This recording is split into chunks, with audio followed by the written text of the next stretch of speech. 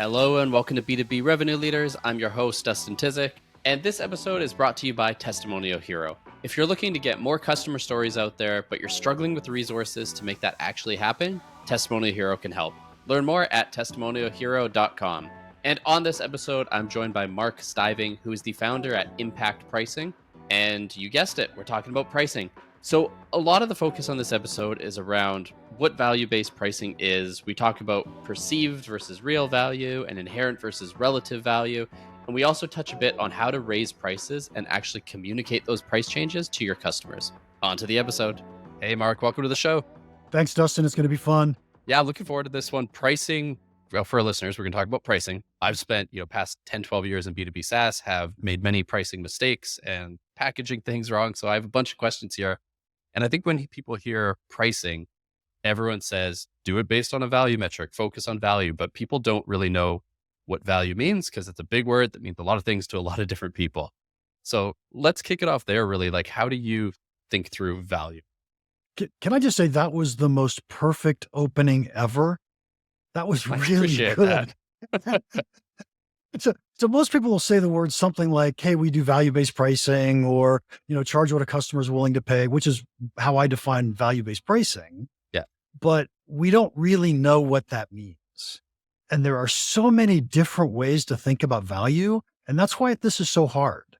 Now, let me give you a few of those ways to think about value and you'll start to realize this. So if we think about someone buying a new product, they almost always make two different purchase decisions. The first one is, will I buy something in the product category? The second one is, which one will I go buy? When they're making the will I decision, it's what's the value of solving the problem? I call that inherent value. Yeah. When they're making the which one decision, what's the value of your alternative relative to others? I call that relative value. Right? And so this is a value decision that we have to try to figure out is what decision is our buyer making? We could think about value in subscriptions for a second, right? Yeah. So you have a new buyer, someone who's not bought your product before. So we know we have to win customers, keep customers, grow customers. So someone wants to win, we want to win a new customer. Well, to them, value is perceived value. What do they believe about your product? Once we get a real customer and we're thinking, how do we upgrade them? How do we raise their prices? How do we upsell them? Now value is how much value are they actually getting? Think of it as real value that we've delivered and they've received from our product. But I'll simplify all this for you for just a second. In the world of B2B, value is how much more profit are you going to make your customer? Yeah, it all boils down to that in the end, right? I think the one that stood out for me there is the perceived versus real value. Cause I've had, been in a room with some executives discussing pricing. Everyone has a different idea of what the actual value we provide is. And usually the answer is talk to your customers and, actually figure that out. And maybe it is that simple, but I'm curious on your end, how do you understand those different types of value? Like, how do you get that information to then make decisions? Yes. A lot of the information, just because of where we are in the sales cycle or what type of product we have or what type of customer we're talking to. So we can get to some of these, these yes, no, or dichotomous decisions we get through. Yeah. But then I want to go talk to a customer. And here's a question for you. Are they looking at a competitor or not? And that depends. Am I going to talk to them about what's the value of solving the problem? Or am I going to talk to them about what's our value relative to the competitor? Now, if they're not looking at a competitor, I don't want to talk to them about the competitor.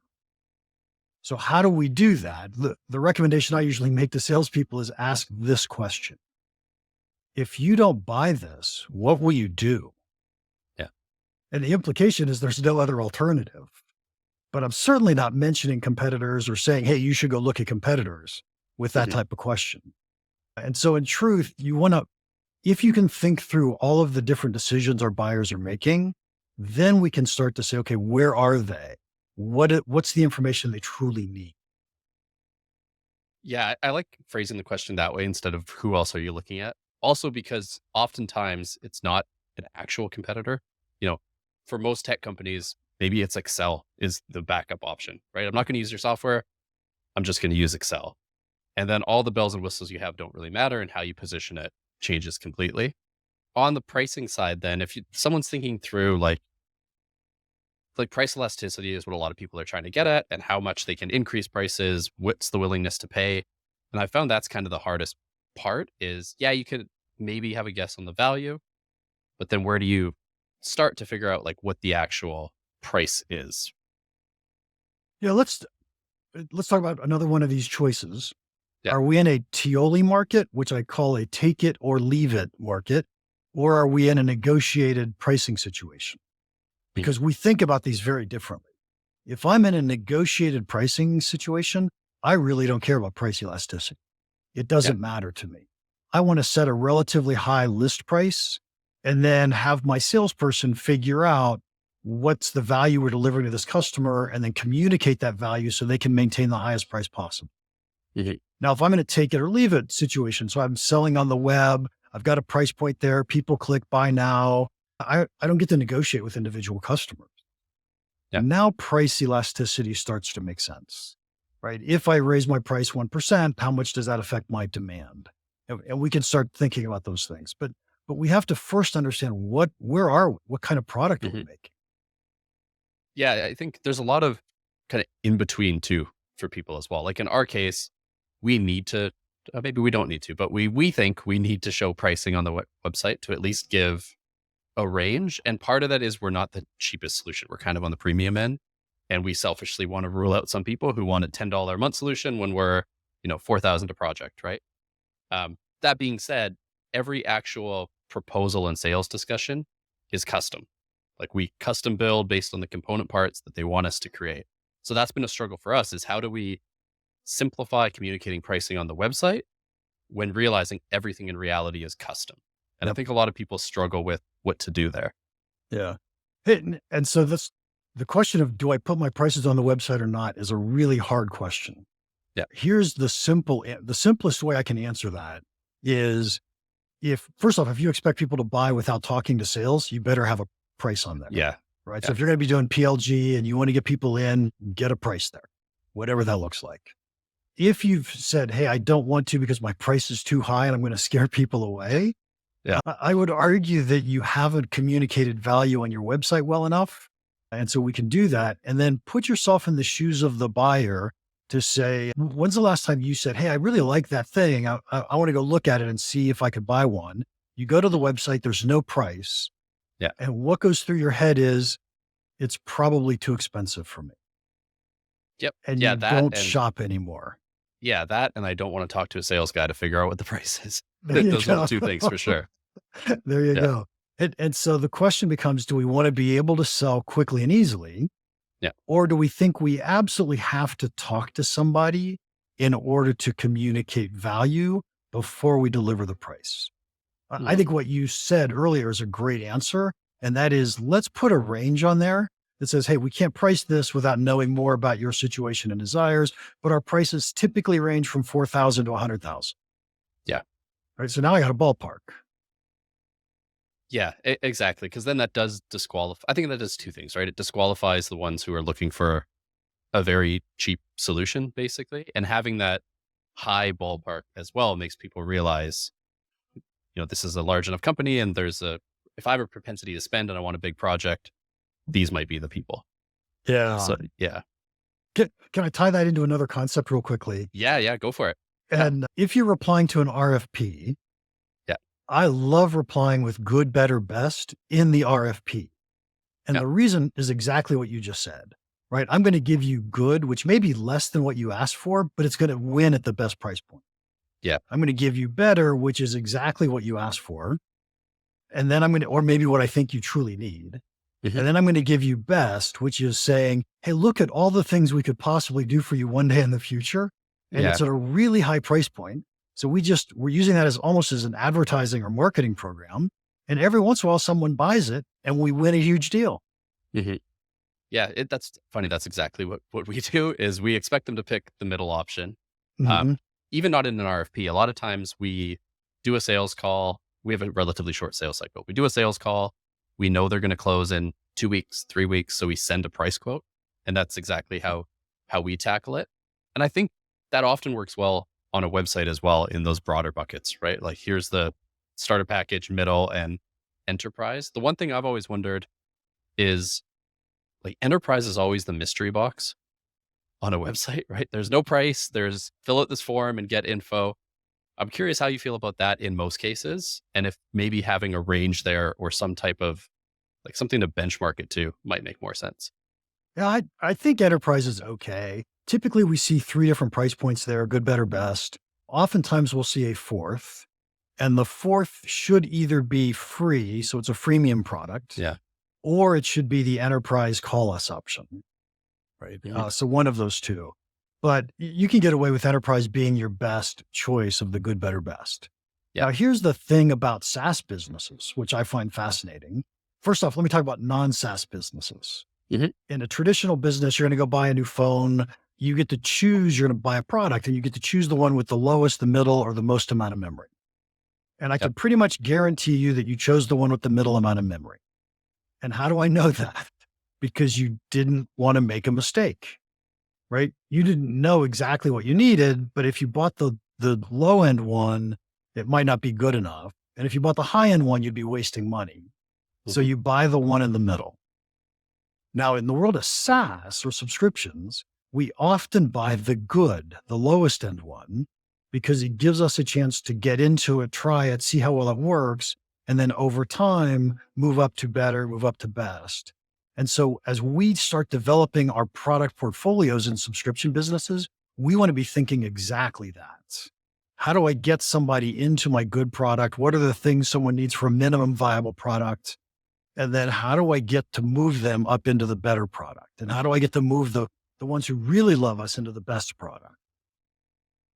Yeah. And you see some SaaS companies that are exceptional with that through their software and the way they have things, because they kind of tease you with if you had, you get 3 reports as a teaser to go up to this. Like HubSpot does that really well. I've been Yep. a HubSpot customer for a long time, and I think their PLG kind of upgrade motion is incredibly strong because they do that. What I'm curious about is subscription that maybe isn't as heavy software and heavy PLG. The trouble often is how to communicate the value after they sign up because it's not in product. So you But almost like have to get them on a sales call, have that discussion and talk about what they're missing.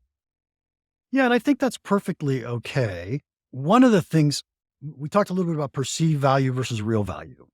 Mhm. And one of the things that we have to make sure we're doing is making sure our customers, people who are paying us money today, realize the value that they're getting. Yeah. What we so often do is we say, hey, you bought from us, we're delivering, we're fulfilling our contract. And then later we say, don't you want more of that? Or don't you want something better? But we rarely go back and say, hey, remember this testimonial we got for you? How well did that do? How much business did Mhm. that turn for you? And look, we generated $3 million in business with this set of testimonials. What if we did this instead next year? Right. Yeah. And it changes the conversation. Yeah. It puts you more on their side working strategically, right? Rather than I want more of your money. It is how it often comes off when you get the pitch of time to upgrade, time to upgrade. And I think on a similar topic too, price increases sometimes fall in that bucket as well, where, the annual 5% or the annual 7% isn't tied to value clear enough to justify it. And that people feel like it's just inflation to death, essentially, with their software. So curious, I know that's a big topic, but curious of your thoughts on that, like how to factor in and actually communicate those price increases. Huge topic. And I have a Yeah. specific formula that I recommend people use for price increases. So here's the formula. Yeah. Number one, our costs went up, Hmm. right? So we say our costs went up. Number two, in the last year, we delivered more value than what you originally signed up for. Yep. Number three, you are still paying less than new customers, somebody else, list price, Hmm. right? There's something there, right? Number four, if true, we haven't raised prices in 3 years. Yeah. Number five is do something nice. Oh, we're raising prices, but because you've been such a loyal customer, we want to hold your price constant for the next 6 months, and then we'll give you the price increase. Gotcha. Yeah. No, I think that's a good one to follow. And then I'm curious, then you mentioned, you would say you're paying less than list, essentially less than new customers. I've worked at software companies then where some people are just grandfathered in and it's going to take 20 years to bring them up. So I don't know if there's a way around that, but We found that confusing or complicated on our end personally of who's grandfathered in, at what price, how much can we increase them, how much can we bump it up. So for those price increases, do you recommend kind of standard across the board 5% or really case by case? Here's what we think this customer would be willing. Um, it's probably somewhere in between the two, but it's Yeah. closer to the case by case. The thing you have to adopt or accept, and this is Hmm. by the way, the second most powerful pricing strategy that any company can adopt, and that is price segmentation. It means we get to charge different customers different prices. Yeah. And so if you've got the systems in place to do it, now we just have to figure out, why do we raise this guy 10% and that guy 5%? Or why did we give this person a 10% discount and this person a 3% discount? And it's perfectly legit to do that if we're smart about it. Yeah. Yeah. There always is the risk of so and so talks to someone else, knows they're getting a better price, but I think that's minimal, all things considered. So I do have to ask, you said that was the second most powerful. What's number one? Was that a tease or what? It was a little bit. Yeah. That's light bulb went up above my head. So Number one, we've been talking about the entire time, and yeah. that's to adopt value-based pricing, right? A value-based pricing simply means we charge based on what our customers are willing to pay. Hmm. And what it doesn't mean is we charge based on our costs. So there's usually two basic types of pricing. It's value-based pricing or cost plus pricing. Hmm. We have to know our costs. We have to make sure we cover our costs, but we Yeah. don't set prices based on our costs. Gotcha. Okay. Perfect. And then I have one question because we talked a little bit about SaaS, which everyone, us included, like we're an agency, but everyone wants a SaaS like model because predictable revenue and it's just a more sustainable model where you can focus on renewing and upselling your customers. The thing a lot of agencies I think struggle with is they don't provide consistent value over the years or over the year. Like the value is front loaded, but it's a subscription. So you get a ton of value the first month, you're super happy, and then you realize, why am I paying these people $5,000 a month when it's super minimal after the fact? So I know there's probably not a quick answer for that, but how would you suggest someone think through how to continue to provide value throughout a subscription when they're not a software? Yeah, I think that's a fabulous observation that you just made. Here's the thing to think about subscription businesses for a second. Hmm. A subscription only makes sense when you're delivering a continual stream of value to your customer. Yep. And so if I can't tell you I can't give you a general answer for how to continue to deliver value. But what I Hmm. can say is, if your business is such that you don't deliver a continual stream of value, it probably doesn't make sense to build a subscription around it.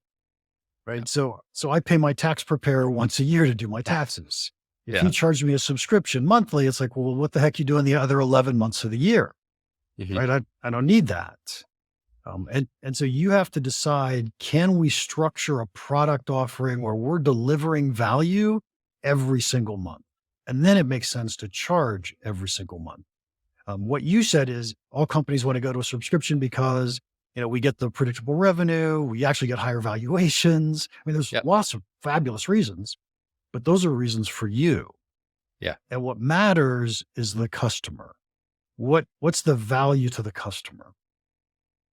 Yeah. I think that's been kind of the recurring theme here. Right. And I think as a company that what we do is we interview our clients' customers and talk to them every day. I think that's part of the answer, right? Is actually talk to your customers and understand them and the value they're providing and how you can meet that.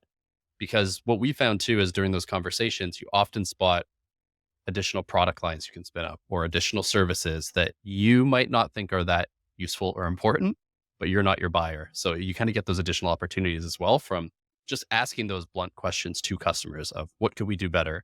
What other services in the space are you working with? And then kind of expanding from there. Yeah. I'm going to offer another piece of wisdom for a second. Yeah, go for it. There's a difference between a platform and a solution. So Yeah. Zoom is a platform, right? We can do many, many different things on Zoom. A solution is, hey, I've got a problem. How do you solve this specific problem?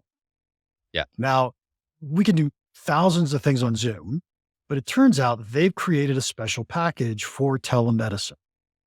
They charge doctors higher prices than you and I would pay for Zoom Yeah. because it solves a very specific problem for them, right? Now, I said all that because you're selling interview services. I can think of that as a platform. Mhm. But what if you turned around and said, we sell a solution, and the solution is our interview service is to go find the next opportunity for the product to go build? Or we have a Yeah. different set of interview questions that say, how do we fix your customer service? Where's the customer service broken? Or we have a Mhm. different set that says, how do we determine what value is so that when we go sell products to new buyers, we know what value actually means. And so you could sell solutions instead of the platform. Yeah, that's an interesting way to look at it. And it's kind of similar how marketers will position their copy on their website, but they don't do pricing as much. Like everyone focuses on outcome based copy, where this is the problem or the solution we give to this problem that you have. But for whatever reason, we just seem to neglect that on pricing. And it's always bronze, silver, gold. Here are the three packages, and never or rarely actually tied back to that specific value and offering. Yeah, and you could and possibly should create your market segments around those problem sets. Mhm. Because when you think about your market segment, it's your marketing, of course. It's also your product portfolio, right? What's my product portfolio look like? And then different people would pay different amounts of money to solve different problems, Yeah. right? If you could help my salespeople be 20% more effective, that's worth way more than helping my customer success or customer service people be more effective. Yeah, I would say especially nowadays, like everyone went through 2023, cut everything that's not of value because it was a rough year. So I would agree that being a nice to have isn't what it used to be. You kind of have to Mhm. be a must have and provide that real value. So, Mark, we went through a ton of different frameworks and strategies. I'm going to try to list them when we write up the description here so that people can quickly kind of reference them all. If people want to learn more about, your thoughts on pricing, connect with you, where's the best place for that? Yes. Well, so first, Dustin, thank you so much for having me on. This has been fun, and sorry that I talk about way too many things all at once. But if I bundle it No, all, it's good. if I break it all down, Yeah. it's on a single concept, and that's value, Yeah. right? Value to the customer. So if your listeners want to, they can go to impactpricing.com/B2BRL, which is for you guys. Mhm. And there's three different things they could download. They could get something we call the valuable features tool, which gets them started thinking about what does value truly mean to their customers. There's a link Oh, to my awesome. books there, Selling Value. And then there's also a link that if you want to set up a discovery call with me, so you want to spend more time, you can grab that. But again, the URL, impactpricing.com/B2BRL. Perfect. So for our listeners, we'll include that in the description and the social post. So click that and hit it up. And Mark, thank you. Really appreciate your time today. Thank you, Dustin. Thanks for listening to this episode. My key takeaway here is just how Mark simplified value-based pricing. It's a term that's become pretty buzzwordy. A lot of people use it without really realizing what it means, but it sounds cool to say it. But Mark really simplified it. He said value-based pricing simply means we charge based on what our customers are willing to pay. So really focus on keeping that in mind rather than just a cost plus pricing strategy where the price is just, our cost plus 20% or whatever margin you actually need. Focus on what people are actually willing to pay. So if you enjoyed this episode, head on over to Apple Podcasts, leave us a 5-star review. Always appreciate those. And as always, I'll be back next week with a new episode.